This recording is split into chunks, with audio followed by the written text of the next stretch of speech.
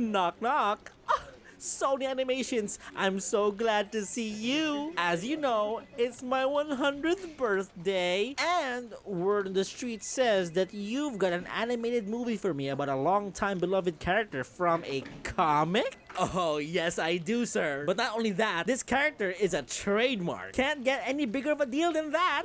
Ooh, I'm loving it. And coming off the heels from your huge Spider-Verse movie, this is gonna be amazing. Yep. I mean, it was clearly a no-brainer. It's a character known to being grumpy, yes, active at night, I like where this is going, and has an equally iconic sidekick that has weirdly been in 2D, 3D, and in live-action format. Outstanding. Indeed, sir, it is. I just can't wait for you to see the latest Garfield movie. Yes, wait, what? Oh, motherfucker. The Garfield movie is a brand new animated movie about a Monday-hating lasagna-loving cat named Garfield off on an unexpected journey with his adorable sidekick, Odie. Teamed up with an unlikely stranger, our heroes must work together to successfully complete a daunting mission that is in the matter of life or death. Well, not really, but you get my point. Released back in May of 2024, Sony Animation's The Garfield movie managed to rake in over $240 million worldwide on a $60 million budget. Yet another commercial success for another animated movie on a smaller budget. Eat your heart out, Disney, Jesus Christ. And my thoughts on the movie? Well, I didn't like it, but hear me out. Yes, this is the same studio that brought you the Spider-Verse movies, but don't forget, this is also the very same studio that brought you Hotel Transylvania. But at this point, it's really no surprise. Sony Animations is pretty much the biggest hit or miss animation studio out there. When they hit hard. Like Oscar-worthy hard. But when they miss, whoo boy, do they miss. The Garfield movie, sadly, being in the latter. Yeah, this movie didn't really work out for me. Cause first off, I'm not much of a big Garfield fan, so the rose-colored glasses was a mission failure from the get-go. Second of all, the movie really does blatantly feel like it's pandering more to the younger demographic. And when I say younger, I meant younger demographic. Talk about younger than the Minions demographic. Yeah. So, that's a problem. But hey, instead of talking about it, why don't we go ahead and take a look? Sit back, relax, and eat some lasagna. Let's dive into Sony's The Garfield movie.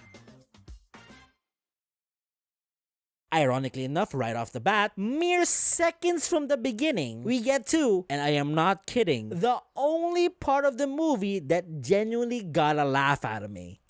Alright, so the movie is about to start. Sony. 100 years, Columbia Pictures. Congratulations. A Sony company. Alright, let's start.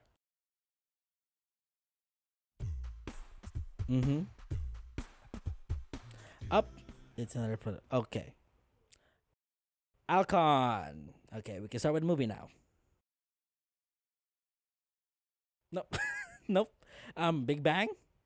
What is this? Ta-da! Prime Focus. Prime Focus. Okay. Let's start with the movie now. One eternity later. One cool. Alright. Good job, guys. Ah! What the fuck is this? Wayfarer! I can never figure out when the hell the studio logos end and the actual movie begins. Here we go. Movie! Well, now that seems intentionally misleading. Well, anyways, our movie starts off, honestly, pretty well. It begins with an introduction to our main character, Garfield, seen here ordering a pizza and lasagna from the canonically correct Mama Leone's restaurant. I guess you could say that someone in the writer's room did their research, but for what's about to transpire in this movie, that's a statement that won't age well. He orders his food through an app, by the way, which is still so weird to wrap your head around, knowing that this character should technically be set in 1970s, but I digress. It's a new age, a new generation, and what better way to represent this generation's lazy, sarcastic, grumpy, feisty feline than giving it to none other than voice acting extraordinaire Chris Pratt, one of the most outgoing, sincere sounding, cheerful, and wacky people in Hollywood. Wait, what? Chris Pratt? You gave a golden retriever a role of a cat? Wait, are you guys early or am I late? Throwing us in a burlap sack wasn't exactly an Evite. Or get you a commemorative pin? Oh no. Yeah, so here's my first issue with the movie. Chris Pratt is 100% a miscast. I know, I defended him back being the voice of Mario in the Super Mario movie, but this one's a wee bit different because in this one, he's not fucking trying! At least in Mario, he sounds like he has an accent and he does a good enough Mario. Here, he's legitimately not trying. Like, at all. He doesn't sound like anything what Garfield the cat would sound like. If anything, the tone and inflection of his casual speaking voice somehow resembles, oddly enough, a dog. I apologize in advance. The eating you're about to see will not be pretty. And if you have young children, this would be a good time for them to leave the room. I don't know how to explain it, but it makes perfect sense. Please, someone agree with me. I'm losing my mind here. Okay, to be fair, Pratt, on occasion, does have moments in here where he does start to sound like Garfield. What part of that is going to be good for me? I've never jumped.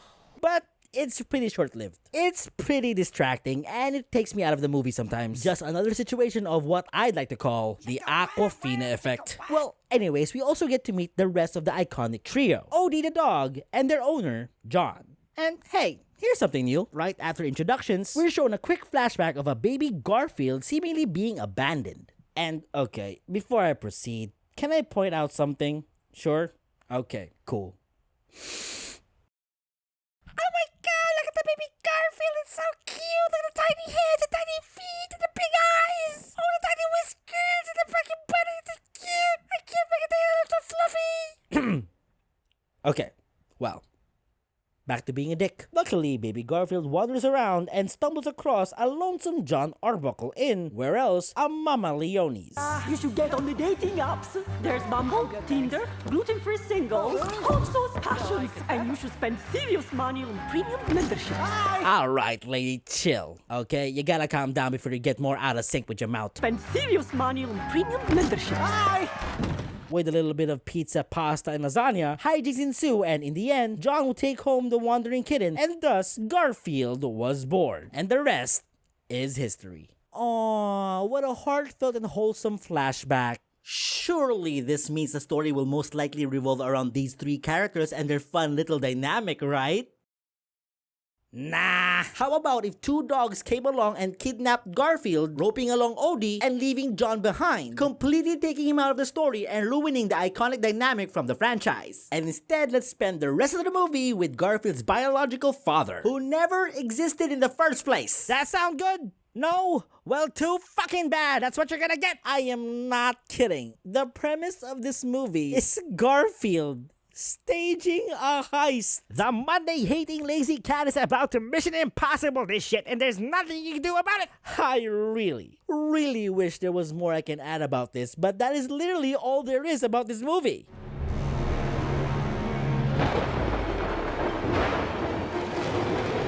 Well, there goes our demographic dealing with photosensitive epilepsy. Cat is out of the bag.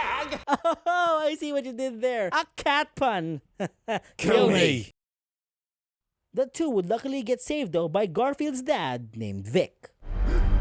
You. Junior, I know how you might be upset. Upset? Why would I be upset? You only abandoned me in an alley as a kitten. That's right. Turns out it was his dad that we saw in the alley from the flashback earlier, and all these years, Garfield has kept a grudge. But anyways, here we meet our main villain, another cat named Jinx. We come to find out that Jinx was also a victim of Vic, as she too was left behind and abandoned by him as well. Jesus Christ, dude, that's like 2 flashbacks where you end up abandoning someone as a result. Are you fucking okay, my guy? Yeah, so apparently Vic and Jinx were a part of a criminal gang back in the day, until one day while robbing a dairy farm, Jinx was caught and taken away. As years passed, she couldn't help but feel betrayed, as Vic and the crew never showed up to break her out. Fed up with prison life, Jinx teams up with a couple of dogs, and somehow she manages to escape.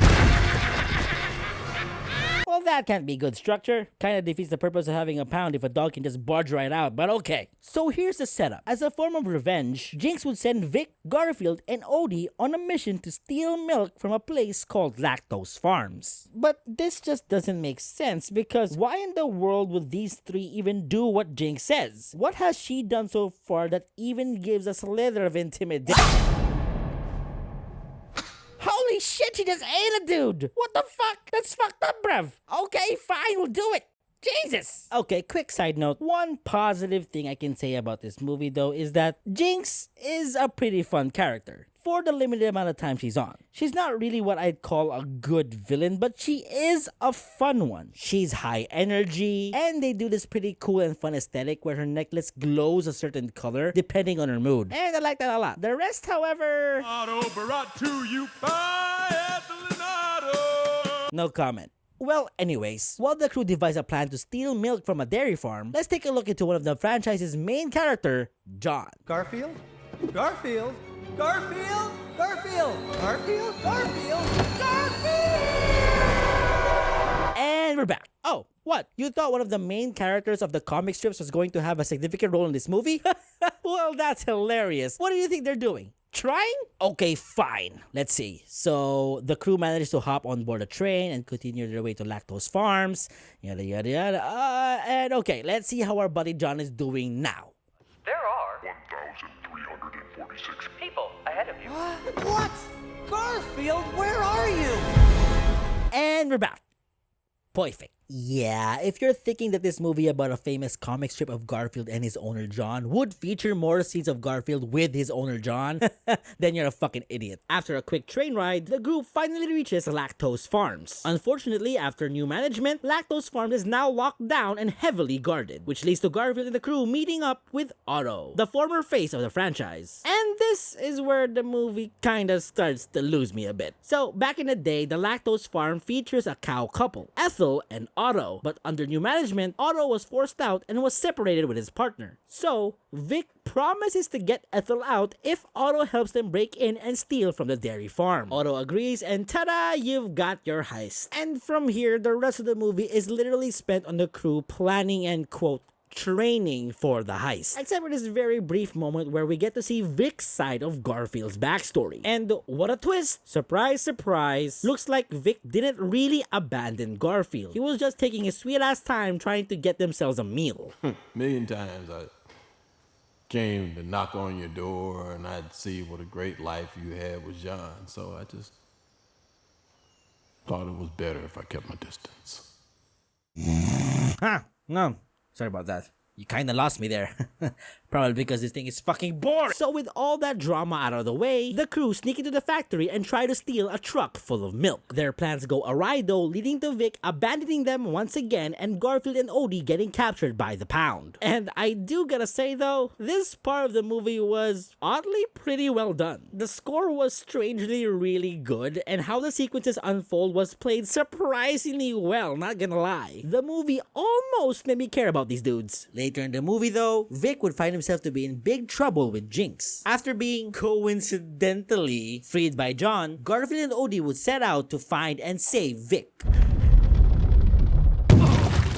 I don't know, man. If my pets walked out on me like that in broad daylight after I fed you 100 pounds of lasagna, you are 100% for sale when you get back home. We get a pretty drawn out fight sequence on top of the train. A lot of shit happens, but at the same time, nothing much happens. I'm pretty sure some drones were a major factor at some point, I don't know. But overall, our heroes managed to save Vic, take down Jinx, and come home unscathed. Everything's okay, everyone's happy, and of course, why not? Let's end this movie with Garfield's birthday party. On a movie released on May, when his actual birthday was only a month away. Oh, Sony. Yeah, there's not really much else to say about this movie, which is probably the main verdict. It's simply nothing. The jokes aren't funny, the characters aren't engaging enough, the story isn't interesting, and worst of all, the movie is just plain boring. I think we can all agree that this movie does not work in so many levels. But the main criticism would be, it's not a Garfield movie. It's simply a movie that happens to have Garfield in it. And in summary, that is the issue here. I feel like everyone involved completely misunderstood what made Garfield widely popular. And I still don't get how almost every Garfield movie for some reason has him go on his unexpected and outlandish adventures that somehow has to split him up with John. John is one of the main characters of this franchise and one of the most important people to Garfield and Odie. So not incorporating him to these stories, or at least giving him a bigger role, doesn't make sense. But alas, that's not what we got. I don't know. Like I said, the movie just feels like nothing. Nothing new, nothing interesting, just plain old blah. The end credits does kinda indicate that a musical was initially in play, and I guess that would have at least made stuff interesting, but clearly that was scrapped, so I don't know what else to say. Overall, this movie was clearly aimed for a younger demographic, so I'm not really gonna rip into it that much, but even then, as a kids movie, it's still pretty bad. Deadass, I am not kidding. 7-year-old me would not like this movie. Not one bit. Not funny, completely all over the place, and downright lazy, the Garfield movie easily lands a 2 out of 10. Stay away. That's it for today's video. I hope you enjoyed your stay. Have a great day and a great life, and I'll see you all next time. Bye!